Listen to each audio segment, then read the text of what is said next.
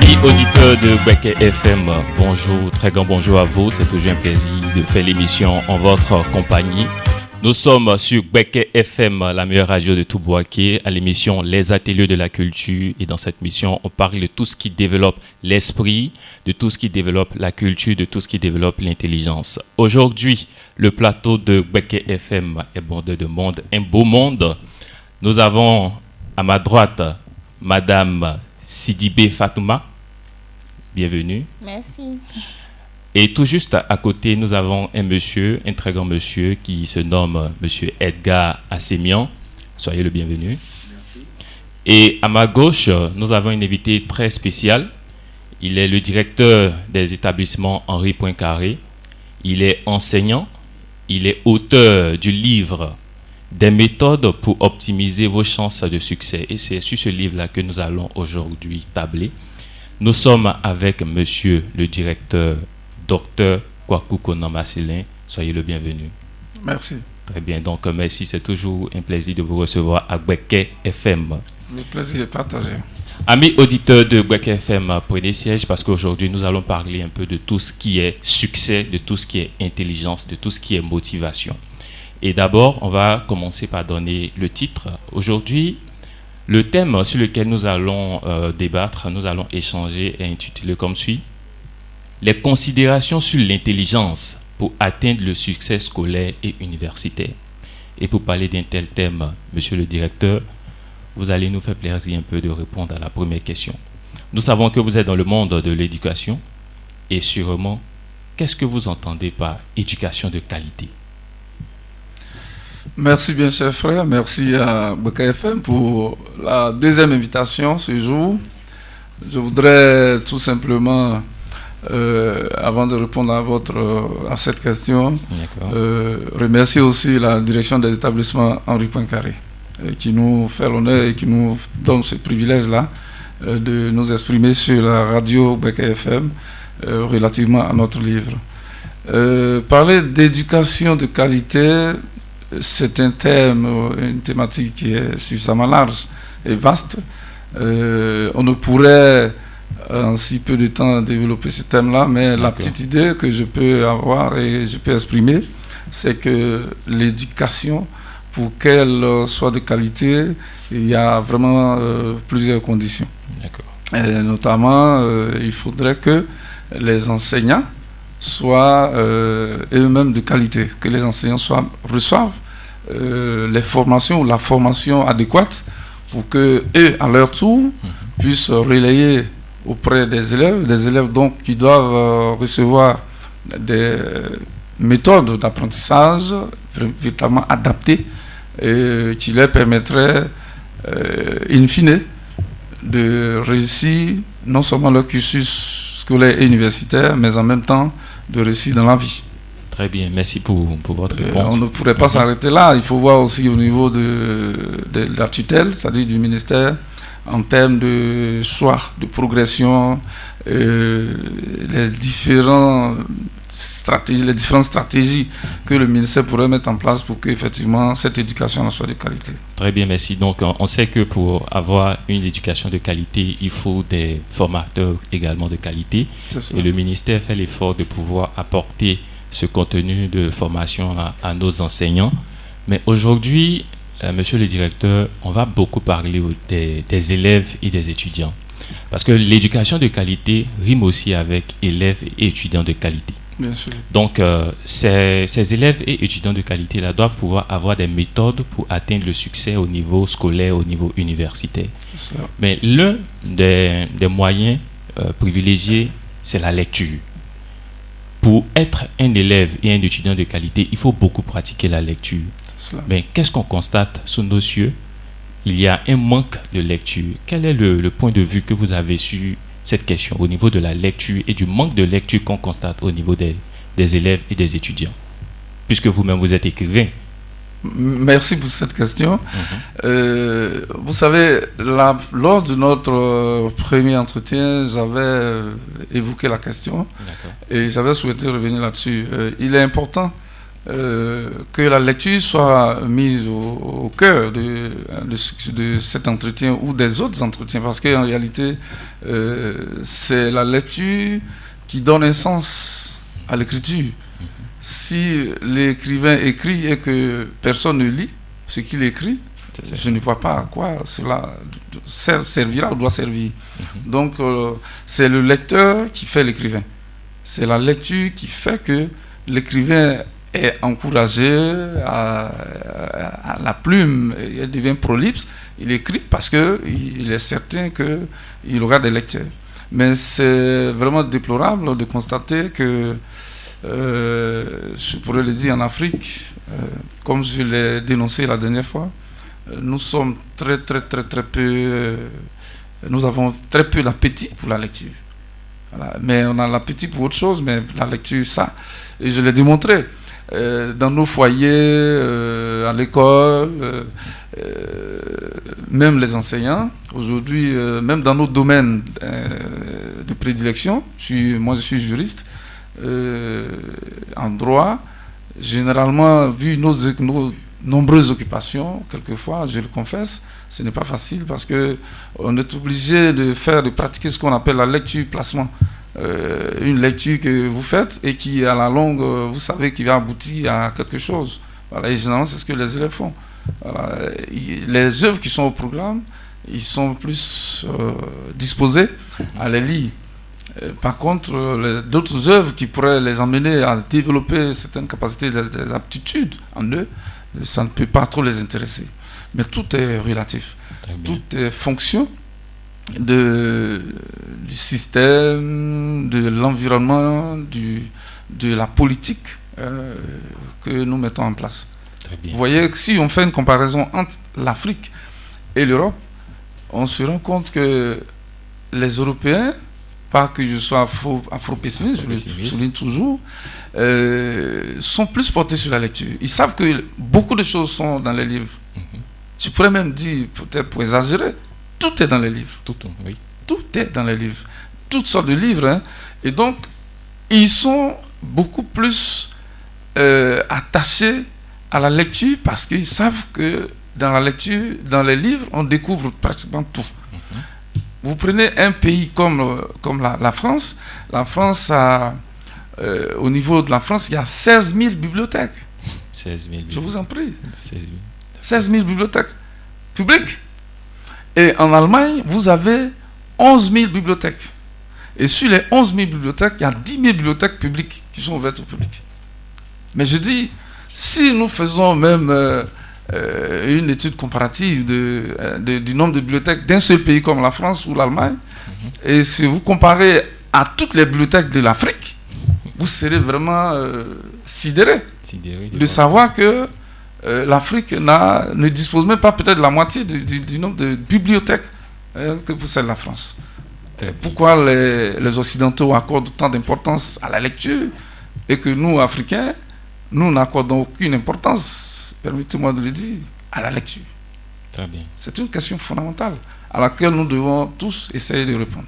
Très bien. Donc, nous devons répondre à cette question fondamentale. Oui, je pense, oui. Mais où? C'est-à-dire dans le foyer, au niveau du ministère, dans les différentes écoles, à quel moment on doit réfléchir à cette question, monsieur le directeur? Oui, mais j'ai parlé de politique. Oui, et si nous parlons de politique, la politique est mise en place par qui? Par les gouvernants. Pour que tout soit, si vous voulez, nous soyons fouettés dans notre amour-propre et que nous puissions prendre le taureau par les cornes, il faut bien que le tout commence par une bonne politique en la matière. Et il y a des ministères pour cela. Très bien. Le ministère de la Culture, le ministère de l'Éducation. Je sais que chacun peut-être fait ce qu'il peut, mais ce n'est pas du tout suffisant. Ce n'est pas du tout il y a encore beaucoup à faire. Très bien. Et une fois qu'au plan national, il y a une politique claire qui est développée et qui est exécutée, le reste ne fera que suivre, je pense, au niveau des écoles, au niveau des foyers, comme je l'ai dénoncé la dernière fois. Combien sommes-nous à avoir une toute petite bibliothèque avec au moins une dizaine de livres à la maison? pendant que nous avons tout le reste, tout le confort. Avec quelquefois des ordinateurs. Et même dans les ordinateurs, on peut télécharger des documents, des livres. Très bien. Mais généralement, quand nous sommes sur les ordinateurs, je ne pense pas que nous soyons préoccupés à lire. Très bien. Que de faire autre chose. Très bien. Donc, monsieur le directeur, on aura compris que le désir profond de nos différents ministères, c'est de voir un peu la population active au niveau de la lecture, de la pratique, de la lecture, de sorte à ce que l'intelligence même des étudiants et des élèves puisse se développer. Oui. Parce qu'on sait que la lecture développe l'intelligence. Bien sûr. Et dans votre livre, un magnifique livre que vous avez écrit, vous avez abordé la question de l'intelligence, monsieur le directeur. Qu'est-ce qui vous a passionné à pouvoir parler d'un tel thème, l'intelligence? Oui, je voudrais tout simplement répondre par dire que la notion ou la question ou la thématique de l'intelligence est une thématique assez sensible, assez délicate. Et vous savez, nous avons tous tendance à lier ou à faire la connexion entre les succès scolaires et l'intelligence. C'est ça. Et généralement, ceux qui réussissent à l'école sont considérés comme les personnes douées, les personnes intelligentes. Parce qu'on peut se dire que si on n'est pas intelligent, on ne peut pas réussir à l'école.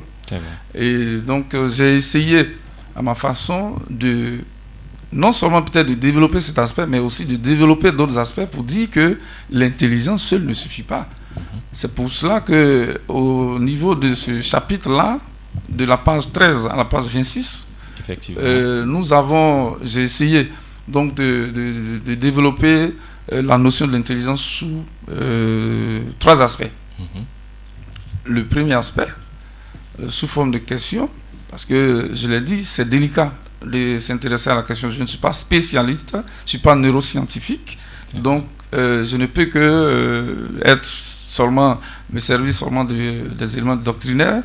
Et donc, dans le premier chapitre, je me suis posé la question de savoir ce que c'est que l'intelligence. Très bien.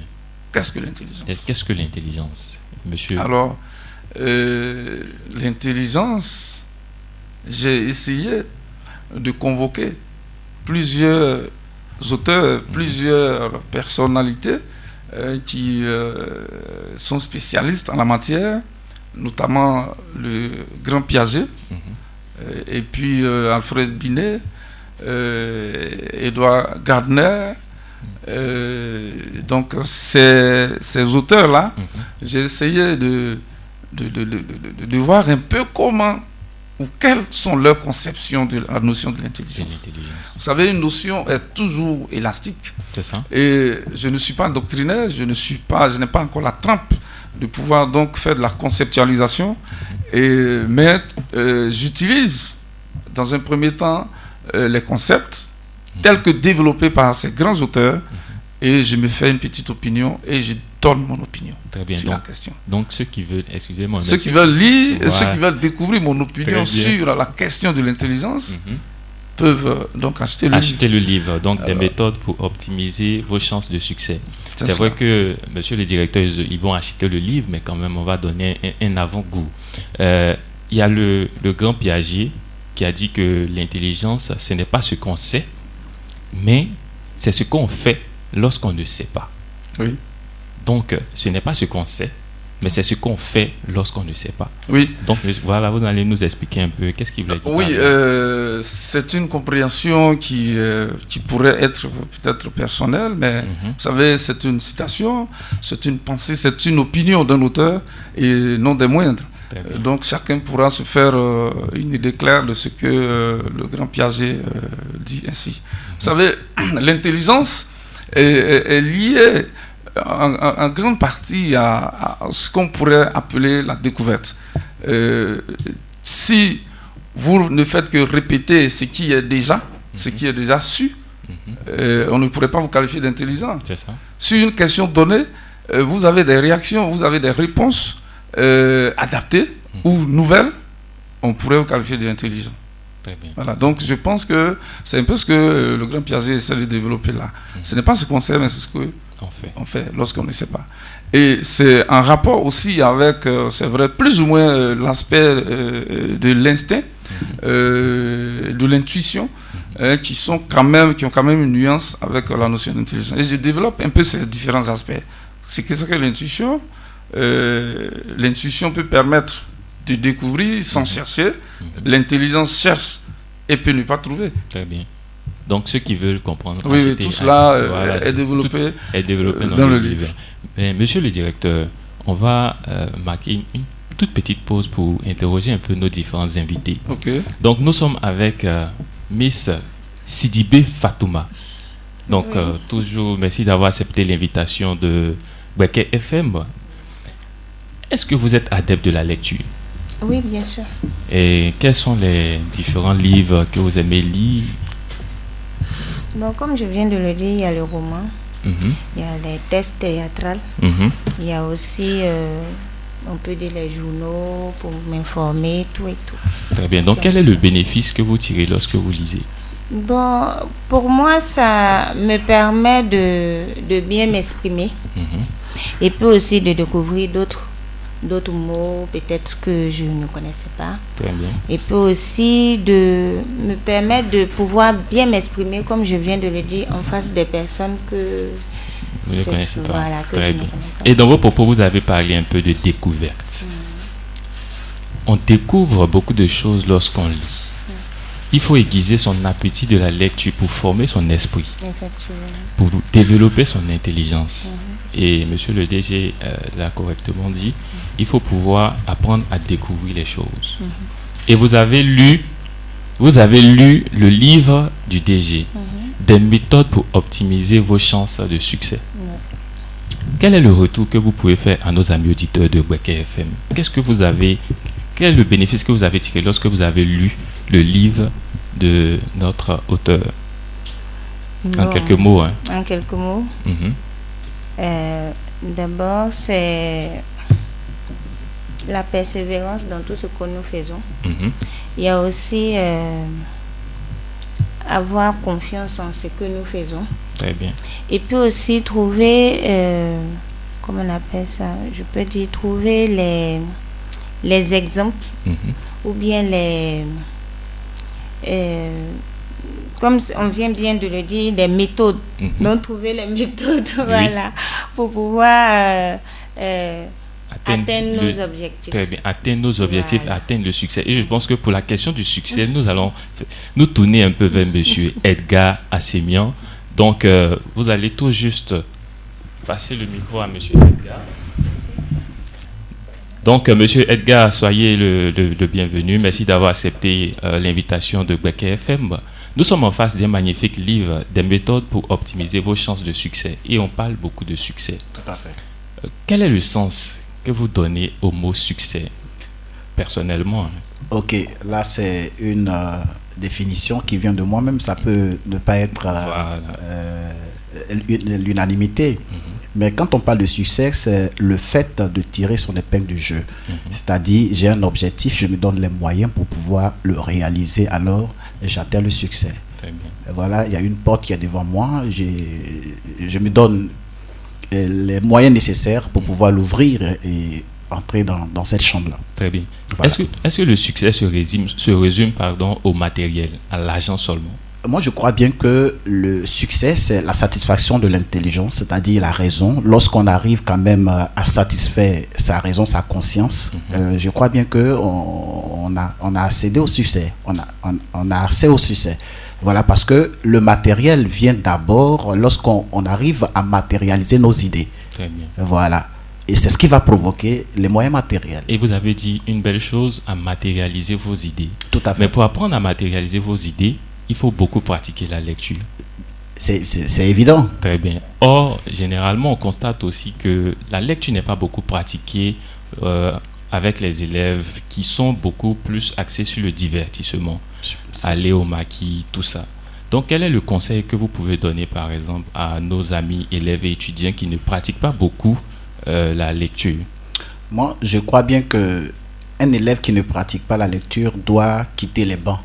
D'accord, non, voilà. Je ne sais pas si non, ça c'est mon opinion à moi, mais à moi seul. Mm-hmm. Parce que je crois bien qu'on ne doit pas se se contenter de réciter les coups qu'on donne. Et voilà, ça c'est comme on te donne quelque chose et puis tu rends cette chose-là. Mais lorsqu'on lit, on développe l'intelligence. Donc, c'est un appel que je lance, une invitation que je lance à tous les élèves et étudiants qui veulent quand même découvrir le monde, qui ne veulent pas se contenter des formations qu'on leur donne limitées à l'école, qui veulent quand même se faire valoir, qui veulent travailler demain dans une institution vraiment très, comment on appelle, admirée dans ce monde entier, de lire, de cultiver la lecture. La lecture est une source d'abréviation pour tous les étudiants et élèves qui veulent réussir dans la vie. Très bien, merci. On peut découvrir le monde en un jour, en un seul jour, lorsqu'on lit.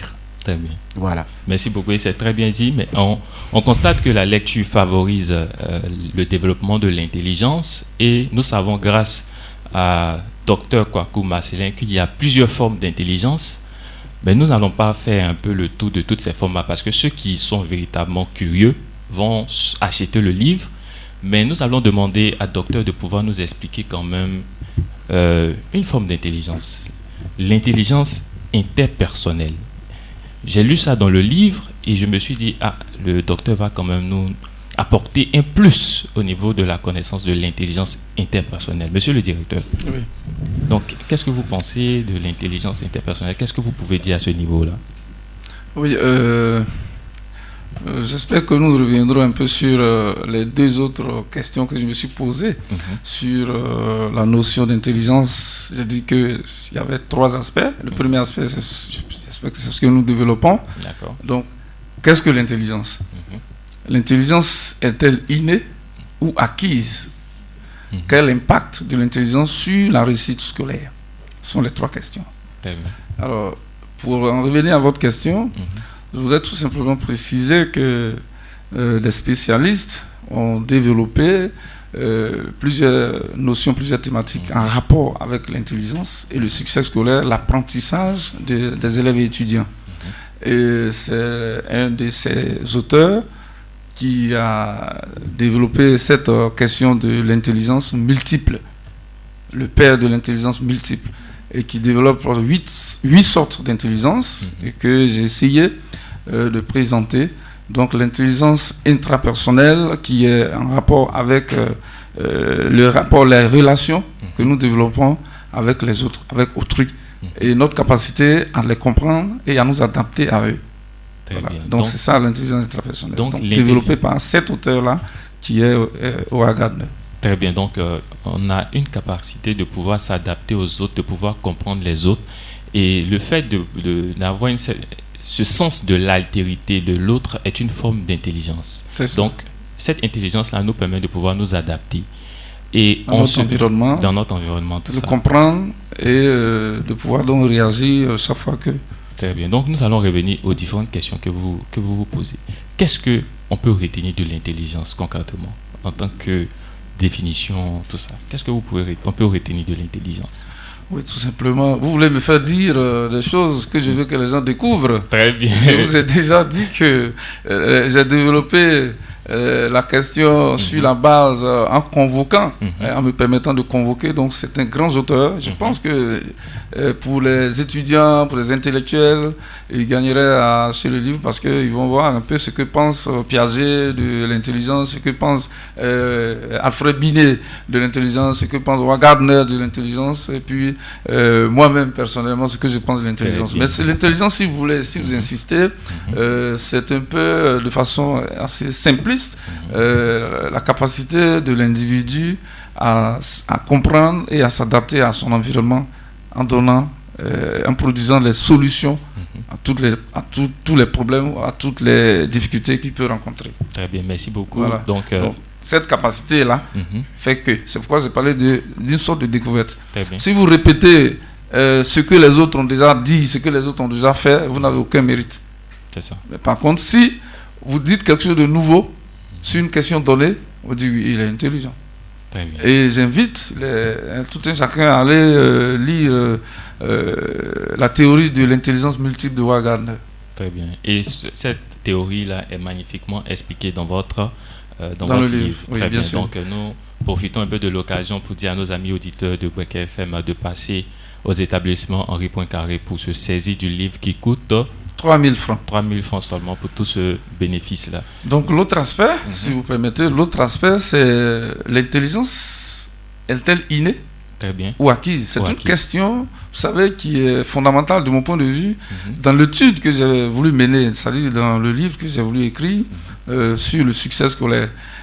On a tendance à penser qu'on est intelligent. Très bien.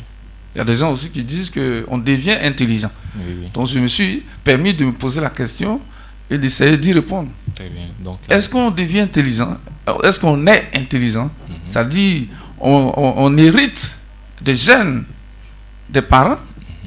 Si le parent est idiot, permettez-moi l'expression, est-ce que l'enfant sera forcément idiot? Très bien. Alors, si le parent est intelligent, est-ce que l'enfant sera forcément intelligent? Alors, si les réponses à ces questions-là ne sont pas forcément oui, elles ne sont pas forcément non plus. Et donc, on peut devenir intelligent en rapport avec notre environnement. On peut aussi, pourquoi pas, c'est possible, bénéficier des gènes de façon naturelle, naître et effectivement avoir. Il y a des gens qui naissent surdoués. C'est ça. Les surdoués, ça existe. Ça existe. Et Binet s'est permis de quantifier qualitativement cette notion d'intelligence par le QI, quotient intellectuel. Pour mesurer, pour voir, on prend un enfant, on le met dans une situation et puis on essaie d'évaluer sa capacité intellectuelle. Très bien. Mais bien évidemment, il y a des auteurs qui ont critiqué cette méthode parce qu'elle n'est que scientifique, purement arithmétique et autres. Donc voilà.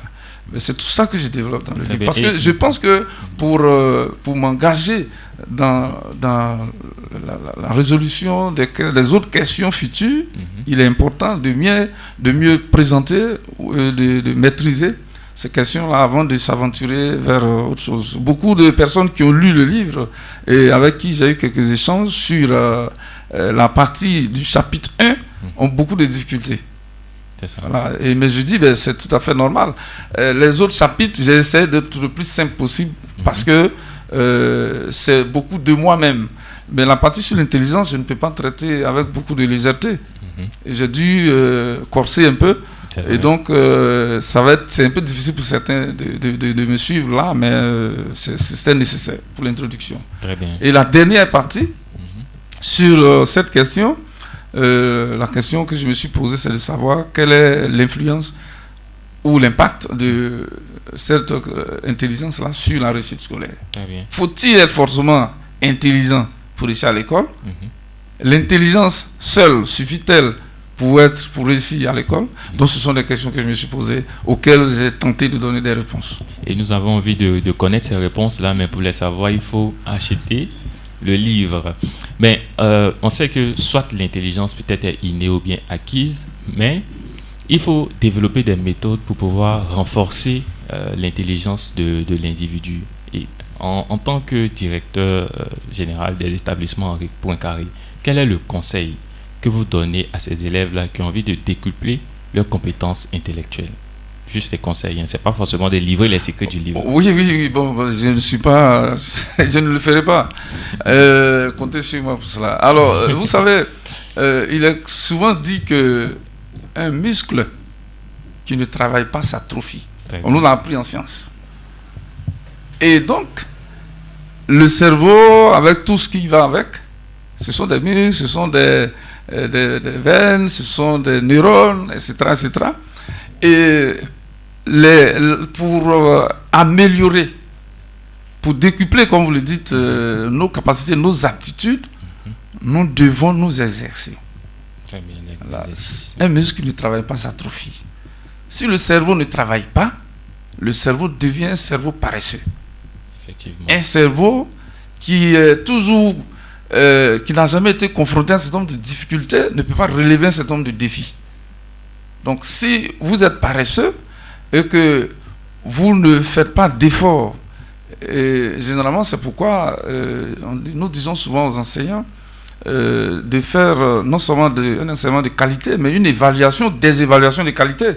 Parce que si vous habituez vos élèves à des évaluations qui laisse à désirer, dont la qualité laisse à désirer, évidemment, vous habituez ces enfants-là à ne pas suffisamment réfléchir pour trouver des solutions.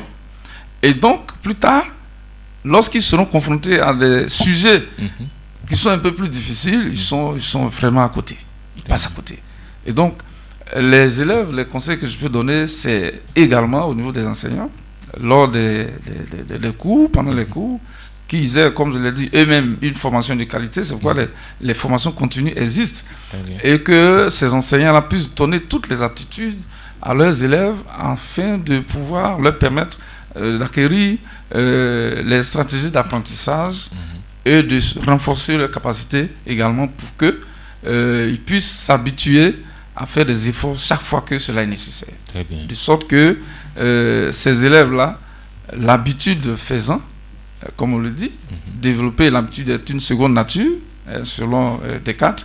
Et si cette habitude devient une seconde nature pour nos élèves et nos étudiants, nous pensons que lorsqu'ils seront face à des situations moins compliquées, moins complexes, ils pourront s'en sortir. Très bien. Et donc, tout est une question d'exercice. Très bien. Donc, tout est une question d'exercice, de pratique quotidienne. Voilà. Donc, vraiment, merci pour ces conseils. Et nous savons que les étudiants de toute la ville de Bouaké ont saisi les conseils du directeur général des établissements, Henri Poincaré. J'espère qu'au-delà même de Bouaké, puisque Bouaké fait va jusqu'au bout du monde. Voilà, très bien. Donc, nous tendons allègrement vers la fin et nous allons prendre les derniers mots de tout un chacun, en commençant par M.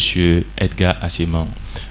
Nous avons parlé aujourd'hui un peu de tout ce qui concerne le succès, de tout ce qui concerne l'intelligence. Quel est votre mot de fin par rapport à tout ce que vous avez entendu, tout ça? Je suis vraiment très frappé par la démonstration du docteur. Très bien. Il a vraiment consacré assez d'énergie pour l'élaboration de cet essai.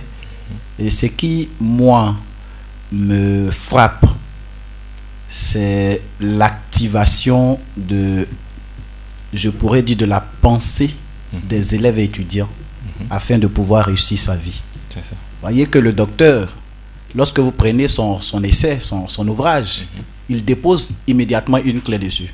Très bien. Donc il invite chacun à pouvoir prendre la clé, ouvrir la porte. Il est en train de stimuler.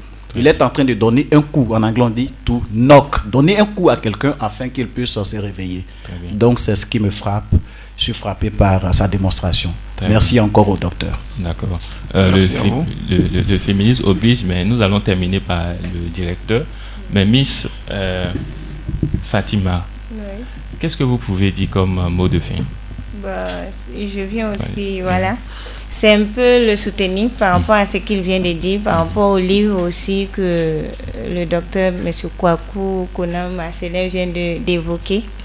Et vraiment, c'est d'inciter nos élèves, nos étudiants à beaucoup lire, ça c'est un, à beaucoup s'investir dans l'éducation, c'est-à-dire dans tout ce qui est école, parce qu'aujourd'hui, avec les élèves qui vraiment vous pouvez parler. Voilà. Vous écoutez. Qui ont vraiment autre chose à faire, mais vraiment, c'est d'abord le travail. Une fois que tu finis de faire tout ce qu'il faut pour pouvoir trouver, comment on appelle ça, pour atteindre tes objectifs, le reste, tu peux t'amuser comme tu peux. Très bien. Donc, c'est de lire. Voilà, donc il faut savoir calibrer. Voilà. Je vais vous aider. Il faut savoir calibrer un peu le divertissement et le travail. Le travail d'abord, le divertissement après. Donc, monsieur le directeur général des établissements, Henri Poincaré, docteur Kwaku Konam Marcelin, c'est vraiment un plaisir de vous recevoir et nous sommes heureux de prendre votre mot de fin. Je voudrais, à la fin de cet échange, remercier très très sincèrement BKFM, M. Kobela et toute son équipe, et vous-même, l'animateur, et demander à tous les parents. C'est vrai que le livre, la cible principale, ce sont les élèves et étudiants. C'est la cible principale. Mais les parents sont aussi invités à acheter le livre et à le lire. Parce que ce livre leur permettra de mieux encadrer, de mieux suivre, donc de mieux coacher d'une certaine façon les enfants. Je fais un peu du coaching scolaire, et je pense que c'est un instrument important pour eux. Très bien. Les enseignants, de pouvoir donc, comme je le dis souvent, de pouvoir maîtriser le profil d'apprentissage de leurs élèves et de eux-mêmes d'améliorer leurs capacités, leurs aptitudes pédagogiques.